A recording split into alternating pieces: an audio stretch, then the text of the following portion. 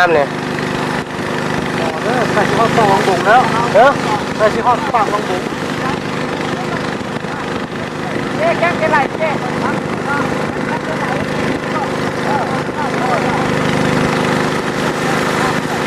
แก้เป็นไรนะอะไรแก้เป็นไรมันคงไม่บอกแกงเป็นไรแก้เป็นไร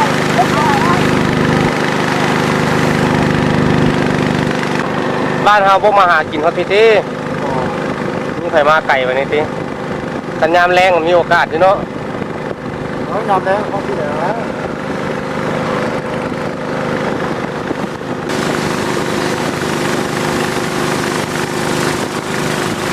ปากยังไงปากบงบงกว่านี้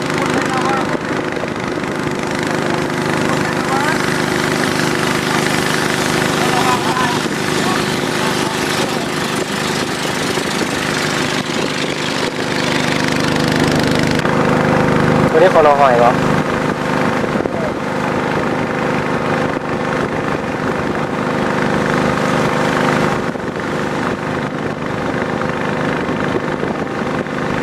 คนเอาหอยยังไม่ทหารเฮ็ดคือเก่าวะต้องถ่ายเฮ็ดทหารเท่าละเท่าที่ห้าครอบครัวนะ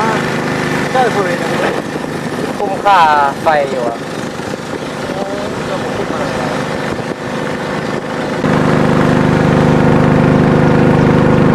นี่ปากนั่นคอยบ่ตัวนี้แม่นเนาะ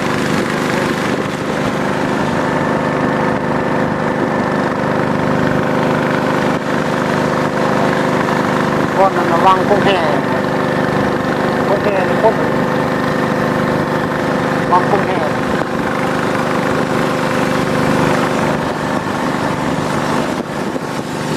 เที่ยวไปเที่ยวมาบอกกระโดดน้ำเห็นพาประแกงบอนขึ้นอยู่เนาะโค้งมาโค้งแท้โค้งว่า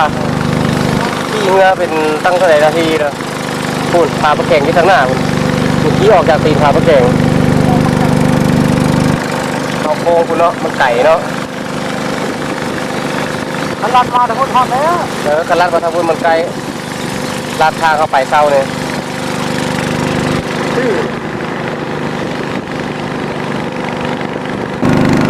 ขี่เหือเอาเหือพาย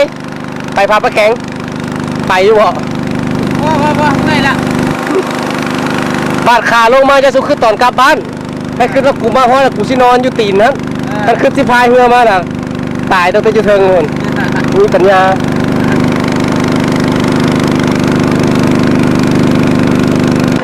คุณได้เนาะโค้งขนาดเขาว่าโค้งมาที่เหือมาไกลๆครับไปเห็นปลาประแกงเราก่อนตอนนั้นมันสูงคนมุมเลย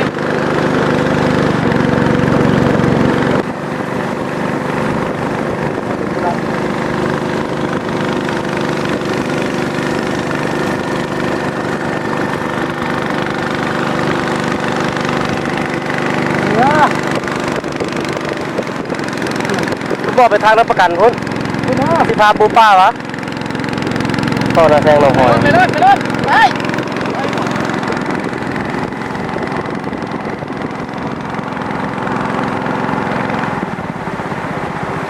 โอ้ย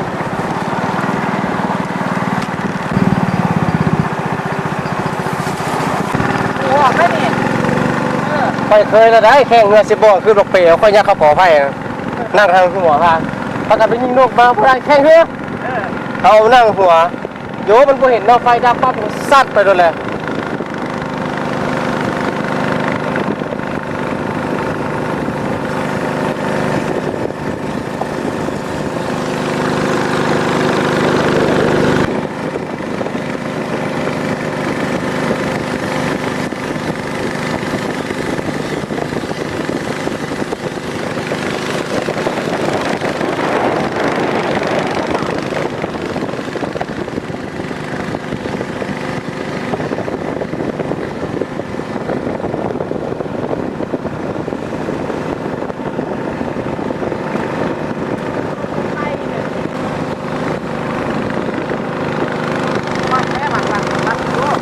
ร้านก็ถือฟ้องเด้อ เข้าป่ากระชะนี่ เรื่องเขาก็ให้เราเบิ่งเอา ได้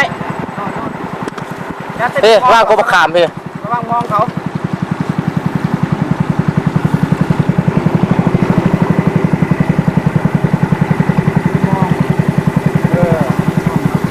มีมองไป มองเขา พอมองไปนี่เราเป็นท่านบ่ มองคือ ถามมอง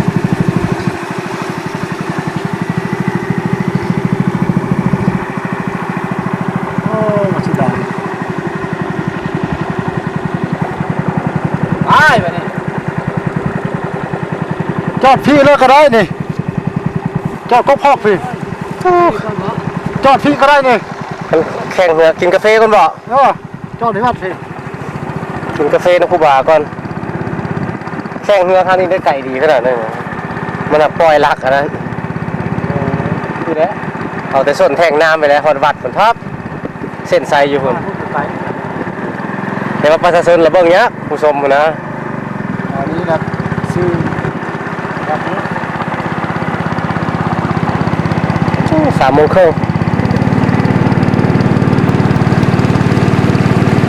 นี่บ่ทันเลยมันได้โทรให้เมียมารับเอาแล้ว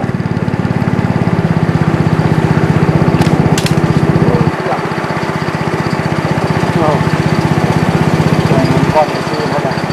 ก่อนฟังวัดใต้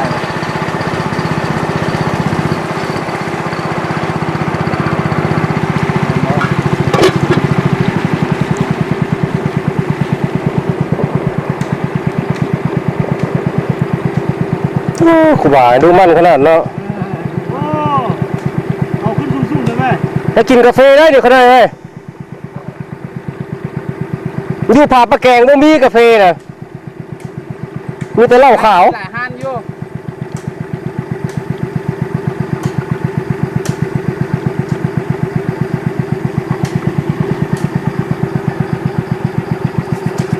ถ้าเทียบเพื่อบ้านแม่รับประกันนะ นั่นแท้ ห่วยก็ต่อได้นี่นะฉันมีกาแฟแล้วกินกาแฟขณะอยู่ผาปะแกงบ่มี มันเย็นเลย เพื่อนนะครูบาสิยากนำมันสิยุ่ง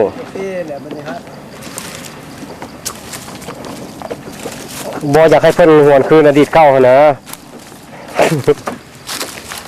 บ่ฮู้ได้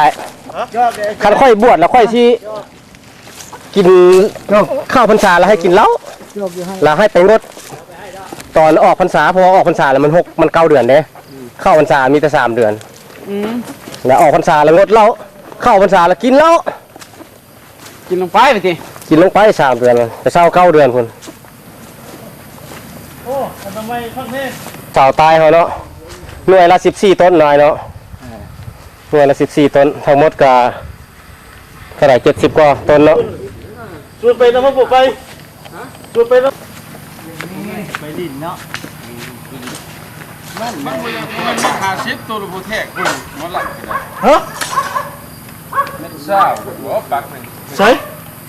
แย่งตัวหนาประแทกเบิ้งหันเป็นหาชิปบ่ขนาดบาดเป็นหาชิปติดเบิ้ง เขาก็ว่ามันเงาพวกนี้เขาก็ว่าเขาก็ไม่ทำซิ นะแทงประแทกว่าแม่เม็ดมาแทกมันเลยไม่หาชิปกูเลย มันยาวพูดบ่ น้ำห้อนสดโคกสดอย่างกระสดเลยเพื่อนในใจเพื่อนนะ ได้หอยน้ำเลย เดี๋ยวมันเล่นนี่นะยังเท่านี้นึงใช่ป่ะ นี่มึงพอขัง พวกขังนี่ โอ้คันครูบาไปน้ำก็ขึ้นบ่ฮอดอกผาปะแกง เป็นไง ยัง เฮ้ยผ้าสบงสรุดกลางทางนี่แล้ว มัด ไอ้ใจยังถอนอยู่น่ะ เตียวขึ้นมาเลย ถอนแต่3 ไป 6ก็ดี ยังบุพพ่อหันเด่นเนาะเด้ยในบทธรรมทานอยู่กองอื่นคือบูชาใช่ ว่าเขาจะเอาไปใส่อยู่ครับจาก2 คง ให้มันได้3 ห้าวนะคัน2 ห้าวแล้วใส่บงน้ำให้มันได้3 ห้าว3 ห้าวแล้วลักเฮา40ลัก แล้วก็ซื้อไซส์ พอเพิ่นมีตายเลยเด้อซั่นน่ะอันนี้ก็ไปอ้อมตัวนั้นละพอดี ยันน้ำเวลาเพิ่งกระท่านโตแล้วนี่ เขาบอกท่านขีนเขาบอกขีนเลย ของไฟเอามาบริจาค บุญมี บุญมีได้เนาะ เขาไม่ได้คิด บุญมี มีแต่เส้นหนังสือเส้นเนาะ ไม่ได้เส้นหนังสือคือมากิน บุญมีใส่ บุญมีอันไอ้ช่างนั่นแข็งนะ ผู้หญิงผู้ชาย บุญมีเชี่ยวประจัยเนี่ย บ่ เชี่ยวตะวันเนี่ย หมอตายแล้วนั่น โอ น่ะ เค บุญมีอีหยังก็ไอ้ใจอันอีสังปลาไหม้สมมุติหรือว่าปลาไหม้แข็งสมมุติ โอ้บุญมีคนจะจ้อยขาวๆเต้ ซึ่งเตี้ยๆแน่ๆ เตี้ยๆจะจ้อยขาวๆ ใหญ่ จัก ใหญ่อ้วน จักเนาะ ๆตัวนั้นแหละ เป็นใหญ่แค่มีอ้วนก็ขาเพิ่นแล้วก็ย่านนะโอ้ทางนี้ก็พ่อ ขาเพิ่น ครับ ดีถูกต้อง แล้วก็มา ซอยเรือกันหลายทาง เส้น ทางใดๆมาก็ได้ คือบ่เสียบไฟทำไมเสียบไฟไปเลย ตัวสุกได้บ่คั่นน่ะอยากจะได้นี่นะอยากบ่เขียบบ่ทันได้กินโอ้ยว่าจะแก้เนี่ยก็เลย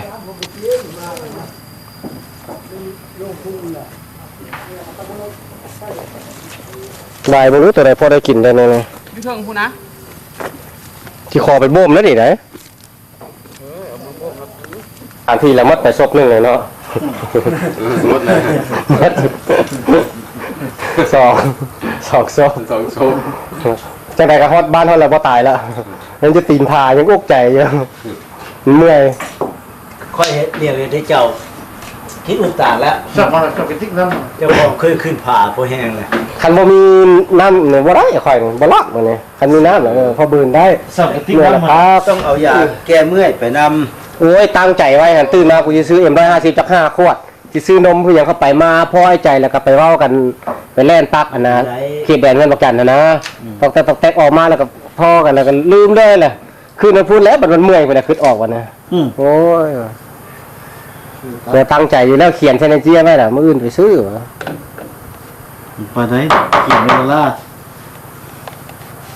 เฮ็ดหยังอยู่ อยู่ว่าดีกินหวาน ได้สิมาฮับอายบ่ ำเป็นเบาหวานเนี่ยนะ สิมาฮับอายบ่อ๋อฮับอยู่บ้านใหม่พุ่นนะฮับอยู่บ้านใหม่พุ่นนะ ทำยังไง ฮับอยู่บ้านใหม่พุ่นแหล้วเอารถจักรมาฮับนะ ข้ามเหล่าจน4 โมงล่ะ เอาผัวบ่มี อยา แฮ ก ง สิพาที่ไปนอนอยู่ก่อน ขี่รถ2 แถวแล้ว จุดสอง สิพาเดียวไปนอนอยู่จุดสองนี่ อยู่บ้านตะมันนี่ ก็นอนแหละ เฮ้อลองแล้วอยู่หาในมันนะหาในมันจุด2นี่นะ สินอนอยู่ห้างในมันเลยมื้อนี้ฮะ อยู่ห้านครูบาดี มาบ่มาฮับอายหั่นมาบ่มาฮับอายขี่รถออกมารอเล่นแล้วบัดเมื่อยกับเมื่อน้ำลาย ใส่เดี๋ยวนี้ อันนั้นอายุบ้านใหม่พุ่นแล้ว โอ้ก็ไปบอกน้องจะเว้น ว่า เอาย่าสินอนจุดสองนี่ บ่ บ่ ไอ้แม่น้องไปหักบ่ อันไหน แน่ ไอ้น้องไปบ่ ตามใจน้อง บ่จะมา ไปน้อง บ่จะมาก็ได้นะพานอนจุดสองก็ได้นะ บ่ ๆเป็นสิ เฮ้อ มาเด้ คันน้องบ่เมื่อยน้องคันน้องบ่เมื่อยน้องก็มาแหล้ว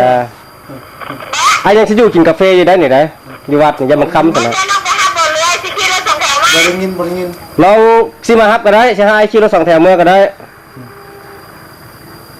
ก็ได้ขี่รถ2 แถวมาซะมันค่ำแล้ว บ่า คันบ่มีล่ะเขาโทรบอกน้องจะไปหัก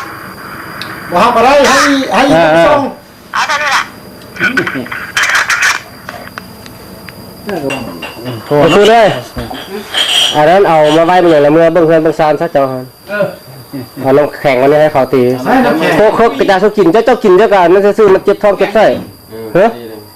ดึงออก เพราะว่าน้ำแข็งบ่มี โอ้ยปอดดึงข้างนั้น เนาะบ่มีแต่ใครกินก็ได้กินเฮาสิซัดแต่มันเย็นนี่แต่มันมีแห้งนะ โอ้ น้ำแข็งบ่มีงั้นนี่ก็ยังน้ำนึงเนี่ยเอาเงินที่พรงานในใจก็บ่มี ฟ้าน้ำแข็ง เข้า ไฟฟ้าคือว่ามาอยู่มื้อนี้ มาอยู่เขาบอกเขาจริงมันหายแม่มันอยู่บอกเขา เย็นเลย น้ำแข็งเงินไม่จริงบ่มีเงินที่พรบ่มีใครจะมันแช่ตู้เย็นไว้ ไอ้ใจสิกินได้บ่ผมจักล้นได้กินอ่ะนะกินโคกกินแฟนต้านี่ผมล้นได้กินเหล้าขาวผมจึงบ่ล้น ข้าวขาวขึ้นมาเย็นเลยไหม โอ้เซียวมากนี่ขนาดนั้นเซียว นั่นแหละจะได้ภาษีว่าบัดครูบาเด้บ่ได้กินกันยังล้นว่าค่ายได้เนาะ เกือบหมดคลิปกว่า พอดีเหยียดเลยแม่ก็เก็บตามบ้างมันอะไรพวกไก่ป่าพวกบอลวัดเจ้า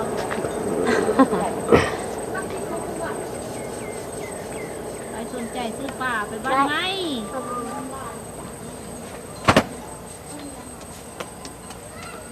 ยายไม่เอาตัด มึงมึงมืดหรือบ่อีละน้อยบ่มึงยังจะ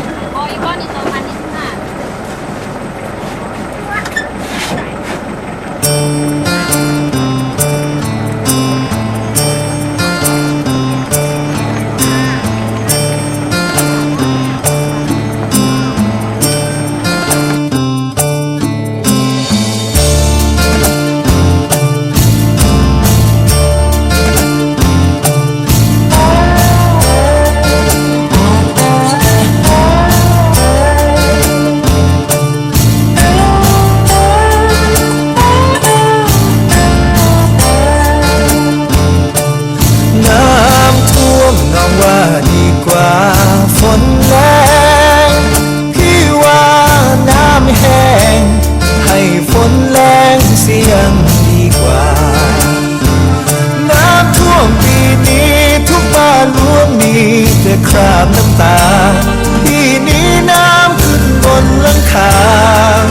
น้ำตาไหลเพราะสายชน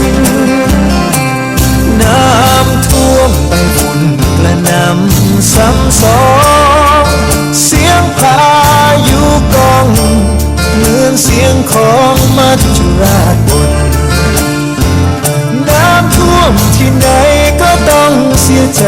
ด้วยกันทุกคนเพราะต้องพบกับความยากจนเหมือนคนหมดเนื้อสิ้นตัวบ้านพี่ก็ถูกน้ำท่วมเหมือนกันที่ประจวบคีรีขันธ์เหมือนกันไปทุกครอบครัว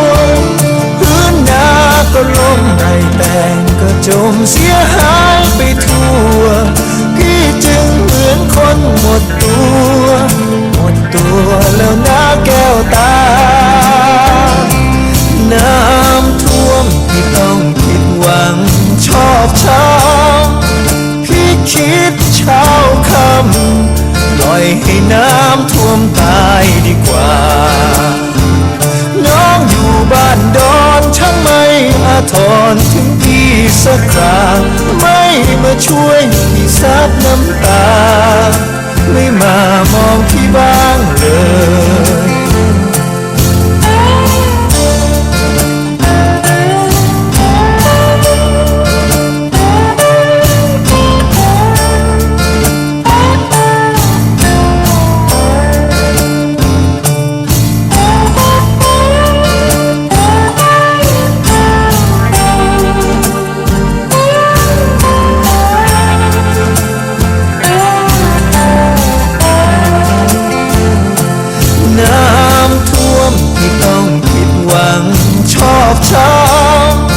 พี่คิดเช้าค่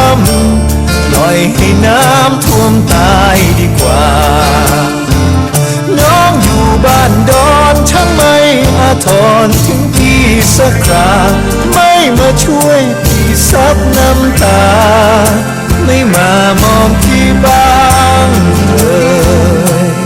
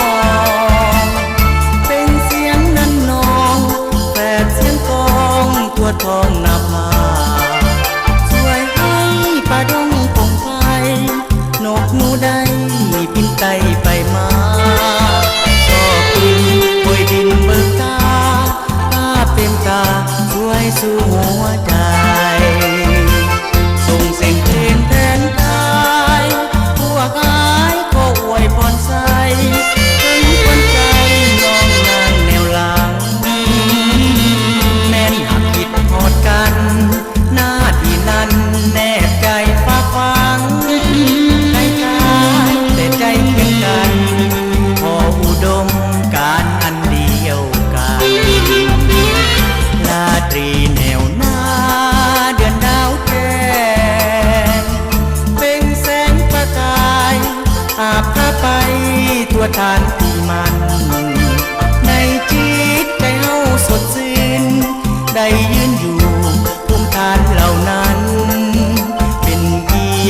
ป่าวัดการมอบสิวันเสิร์ชสุสาลา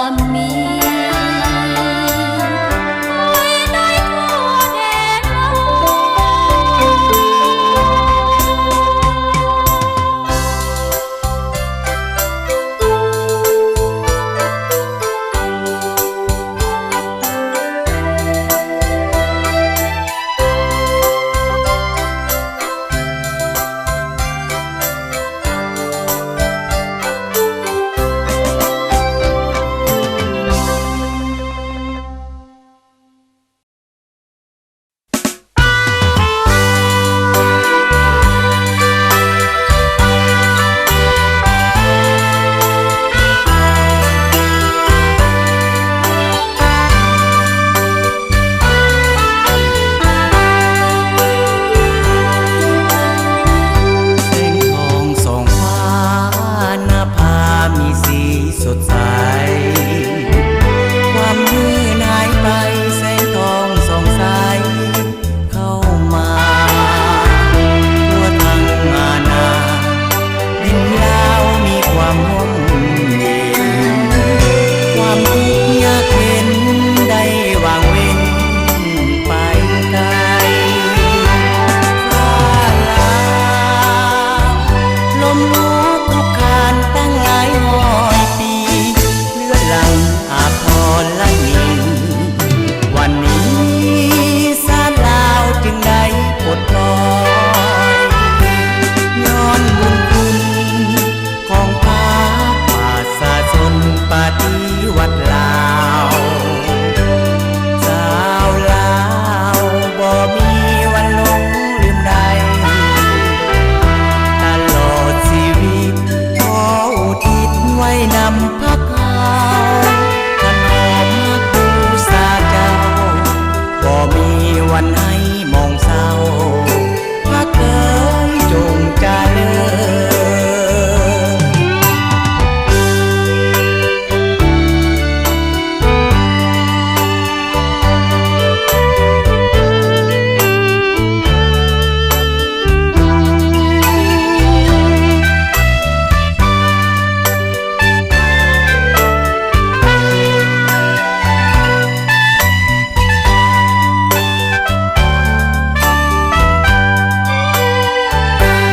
ย้อนบุญคุณ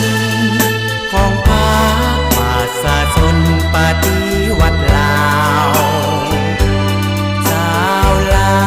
วบ่มีวันหลงลืมใดตลอดชีวิตขออุทิศไว้นำพระเขาถนอมบูชาเจ้าบ่มีวันให้มองเศร้าพระเอ๋ยจงเจริญ